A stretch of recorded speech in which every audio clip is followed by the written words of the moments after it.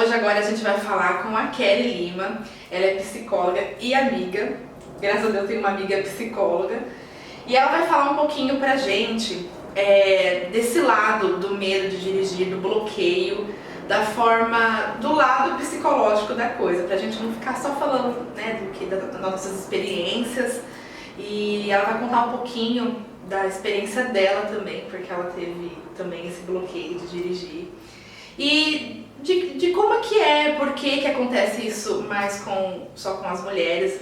Tem também, né, ela falou de uma porcentagem aqui nos bastidores, que uns 5% dos homens acaba tendo também esse medo, esse bloqueio, mas a maioria é nós mulheres. E ela vai contar um pouquinho pra gente de como é. Ela tem um consultório aqui, se você é de São Paulo, no Grande ABC, você encontra ela. Vou deixar aqui embaixo o site dela para você encontrar ela melhor, e as redes sociais também, tá bom? Então pode falar um pouquinho. Então, bom dia, Camila, obrigada pelo convite. A introdução que você deu é perfeita. Eu só vou falar um pouquinho, historicamente, o que acontecia. Historicamente, quem dirigia em casa e quem tinha essa função de ir e vir, de fazer compras, de levar ao médico, era o homem. De 20 anos para cá, a mulher passa a ter necessidade de trabalhar fora, de levar o filho para a escola, de levar o filho para o médico, e morando num país em que o serviço de ônibus, o serviço de transporte não é adequado, a mulher passa a ter essa necessidade de ter mais autonomia, mesmo porque o homem não tem mais tanto tempo para ajudar, né, a nós mulheres. O medo de dirigir, ele está relacionado por fatores racionais e sociais e por fatores inconscientes de personalidade. O que significa isso? Significa que uma pessoa que tem medo porque sofreu um acidente de moto, de carro, conhece um familiar, um amigo que faleceu, é natural que se tenha um bloqueio. A gente não vai dizer que essa pessoa tem problema psicológico ou que essa pessoa seja insegura ou seja isso. Existe um motivo plausível, existe uma justificativa. Porque viu acontecer, o que acontece com a pessoa, existe, né? Uma precaução seria, né? Exatamente. Então cria-se uma resistência, né? Existem fatores sociais. Bom, e se eu bato o carro? E se eu machuco alguém? Já fica prevendo a coisa acontecer. Prevendo a coisa negativa. Isso a gente chama de autossabotagem. São pensamentos que eu me saboto e fico no e se? E se eu arriscar? E se eu fizer? E se eu bater? E isso tem a ver também com julgamento alheio. O que vão pensar? Vão dizer que eu sou burra, vão dizer que eu sou limitada, que eu sou incapaz. E isso acomete pessoas perfeccionistas e também pessoas que gostam de ter controle sobre tudo. Porque assim, como eu sou perfeccionista, então eu só vou dirigir quando eu tiver o carro, quando eu tiver certeza que eu não vou bater, quando eu tiver certeza que vai estar tudo bem, então quando tiver tudo perfeito, eu vou dirigir. O que não é impossível, mas é pouco provável. Porque no treino de qualquer coisa, a gente cai, a gente erra. Quando a gente começa a cozinhar, salga, fica sem sal, queima. Quando eu vou andar de bicicleta, eu não vou sentar numa bicicleta e sair andando de bicicleta. Eu vou conhecer meu corpo, eu vou conhecer o equilíbrio, eu tenho que treinar a noção de espaço. Tem muita gente que fala assim, não, na verdade eu não tenho medo de dirigir. Eu até dirigiria. O que eu tenho é assim, eu não tenho noção de espaço. O quanto o carro está longe, o quanto o carro está perto, a questão de olhar no espelho. Esses reflexos, como de uma criança, eles também são treinados. Eu só vou obter essa habilidade treinando, tá? E voltando um pouquinho na questão psicológica da insegurança, esses pensamentos sabotadores, eles precisam ser trabalhados. Por que eu estou me sabotando?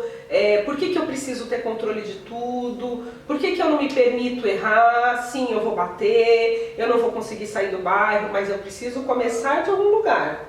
Eu preciso começar de alguma forma. Nem que seja, tem a síndrome do carro em casa, a síndrome do carro parado. Kelly, eu já tenho a carta, eu fiz as 10 aulas, eu tenho o carro e o carro está na garagem. Bom, é um convite, liga o carro de vez em quando, abre o portão, dá uma volta na sua rua, no outro dia vira à direita e volta aos poucos. Não precisa querer também dirigir, sair com o carro e a primeira vez que vai dirigir querer ir para o interior. Esse era um problema meu. É um problema porque, na verdade, assim, eu queria ser perfeita, queria dirigir igual o piloto, sabe?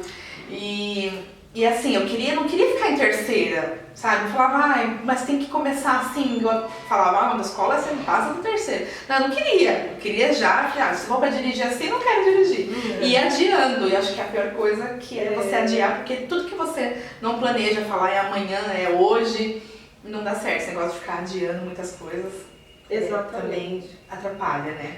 Exatamente, precisa começar de algum lugar, precisa começar ligando, colocando a primeira, fazendo treinamento. O limite da pessoa, né?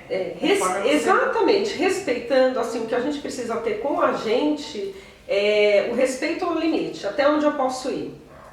Aonde eu posso ir? Como você falou da minha experiência, eu quero compartilhar um pouquinho o que eu vivi. Com 17, 18 anos, que é a idade que todos querem dirigir, eu, numa situação, peguei um carro de um familiar, extremamente segura, né, de que eu iria sair de carro. Há um ano atrás eu já tinha sofrido um acidente de moto, porque eu subi numa moto e tinha certeza de que eu ia sair com a moto, e eu tenho várias cicatrizes espalhadas na minha perna, e eu ouvi assim, olha, realmente você não tem condição de dirigir, e quando você tiver o seu carro, você dirige.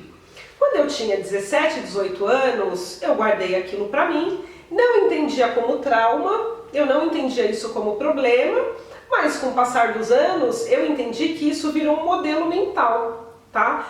O que é um modelo mental? É uma coisa que fixa e a gente tem como certo e como verdade absoluta e acaba travando a gente para algumas ações. E eu, de fato, respeitei essa rigidez, esse modelo mental que eu mesma criei e passei a colocar na minha cabeça que eu só iria dirigir quando eu tivesse meu carro, tá? Mas não precisa passar por isso, tá? Naquela época, 20 anos atrás, não tinha tão forte hoje no mercado psicólogos especializados nesse apoio do medo de dirigir, escolas especiais para treinar pessoas habilitadas, porque junto com a psicoterapia, junto com a escola séria em que treine esse condutor que já é habilitado, você consegue desenvolver rapidamente essa habilidade.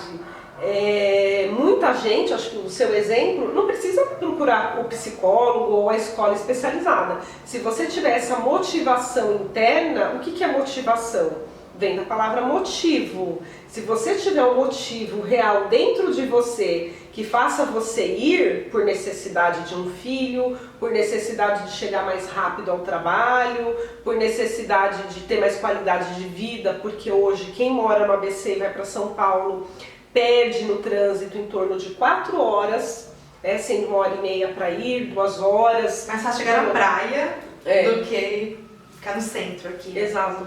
2 horas para voltar. Então, assim, as condições socialmente nos levaram a ter uma necessidade de ter mais conforto.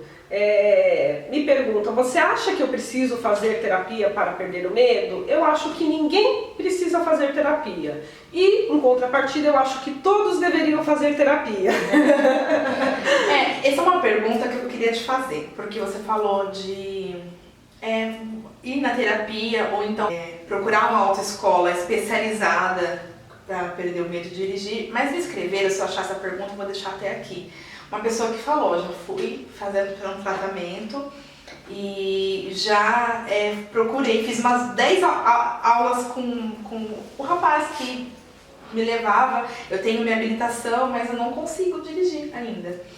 E você acha que tem alguma coisa por trás ainda daquela pessoa que quer dirigir, já fez aula e não consegue e ainda não conseguiu Sim, eu acredito que seja esses bloqueios mentais mesmo que a própria pessoa tenha criado. Que ela não consegue buscar no inconsciente. Que ela não consegue entender, né? O consciente é assim, eu tenho medo porque eu bati, eu tenho medo porque eu nunca tive carro, eu tenho medo porque eu tenho medo de atropelar alguém. Isso é consciente, a pessoa sabe porque ela tem medo.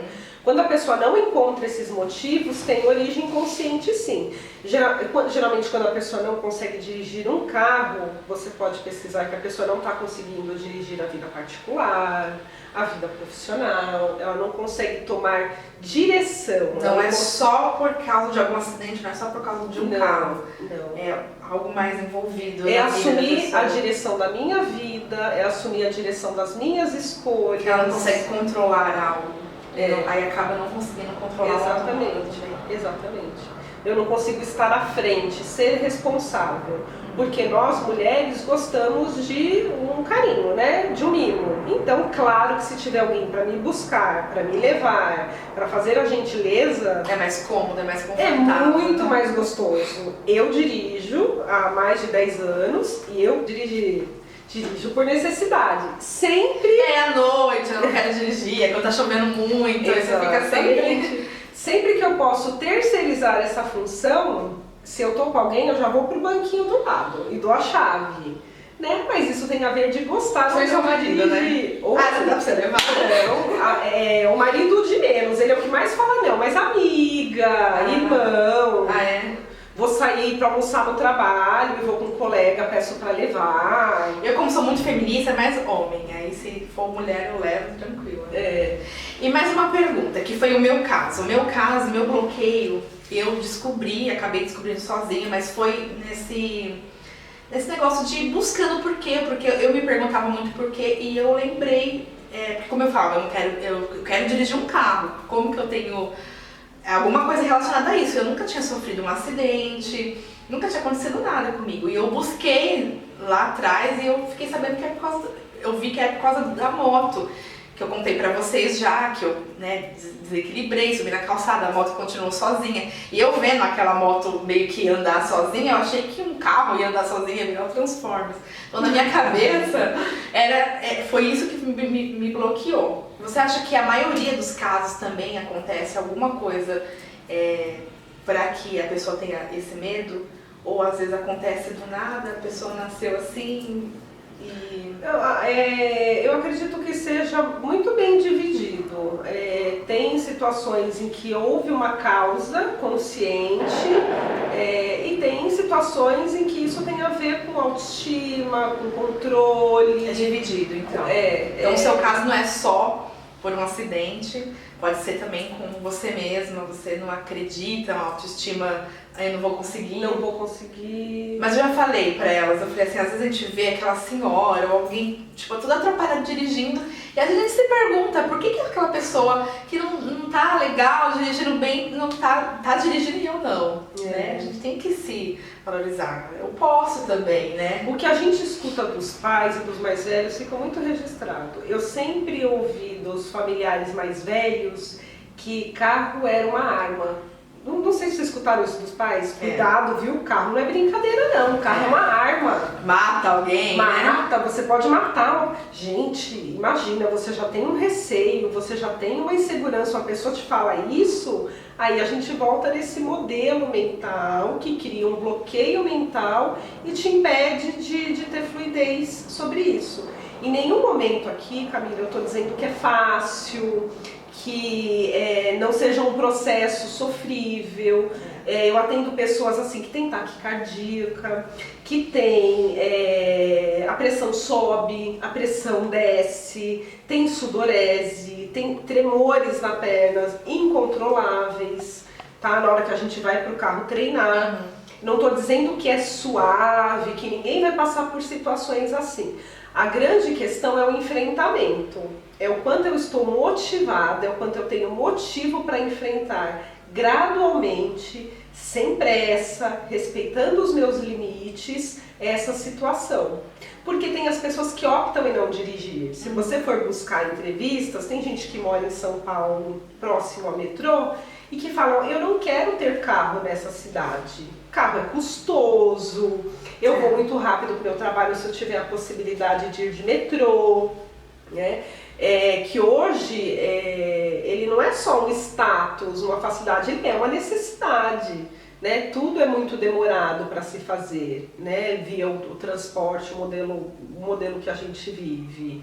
Mas então tudo tem que você se analisar. Você tem um motivo que você quer dirigir, quer vencer esse medo, então você lista aí e vê qual que é o melhor motivo, o que é melhor para você. Se é desistir, que eu não indico ninguém desistir de nada, né? Mas lista aí qual que é o seu maior motivo. Né? Eu quero agradecer a sua entrevista, você falar um pouquinho, mas se você ainda continua, se você já tentou muitas coisas, procure a Kelly, se você é de São Paulo, qualquer lugar de São Paulo ela atende, então procura ela, com certeza ela vai ter alguma coisa para te ajudar, ela vai te ouvir e vai conseguir te ajudar aí no seu motivo, porque acho que é muito específico, cada caso tem um motivo, né? Mais uma vez, obrigada por estar aqui.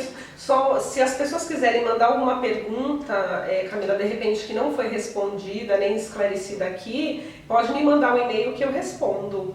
Muito legal. Então eu vou deixar tudo aqui embaixo, o site dela, o e-mail, vai estar tudo completo para vocês achar a Kelly, tá bom? Um beijo, gente. Espero muito que tenha ajudado vocês.